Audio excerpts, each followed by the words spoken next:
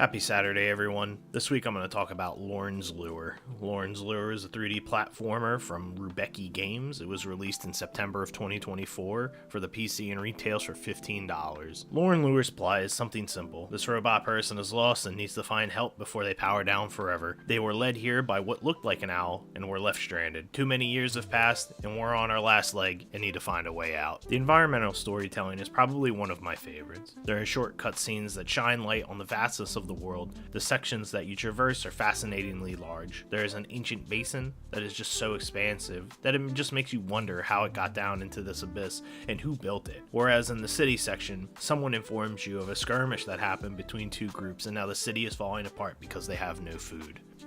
Lorn Lures is surprisingly free. Players can go pretty much anywhere that resembles a platform, and when climbing axes are introduced, walls also become viable platforms. Lorn's Lure is really good at keeping the player engaged with its constant drip of new skills or lore to obtain. In the beginning, the player has nothing, but then they are gifted the axes that allow them to go higher, and then the tic-tac lets the player bridge gaps more easily, and then it's dashed to go even further. The game does an exceptional job of putting the player back into the action almost immediately. There's a meter that, once it gets to 3 ticks while falling, then the player will die and the game will have to rewind time. I think the most intriguing aspect of Lorn's Lure is the helplessness I felt when I began at any level. The vastness of the environment extends to the play area, and there are times when I had no idea where to even start my search. Players can consult the glitch that looks like an owl if they can see it in all of the chaos, and there's a little hint option that highlights the area that you need to get to, but not how to get there. Lorn's Lure does not hold the player's hand at all. Lorn's Lure gets more difficult because of those PlayStation 1 graphics. This vast, empty, unknown world only gets more indiscernible because of the chosen style. It does amplify the spookiness of the atmosphere, but it sometimes makes it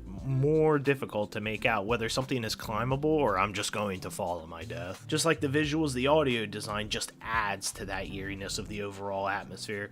Laying it on hollow pipes makes a twang that reverberates throughout the world, while a subtle wind howl reminds you that the area is devoid of any life.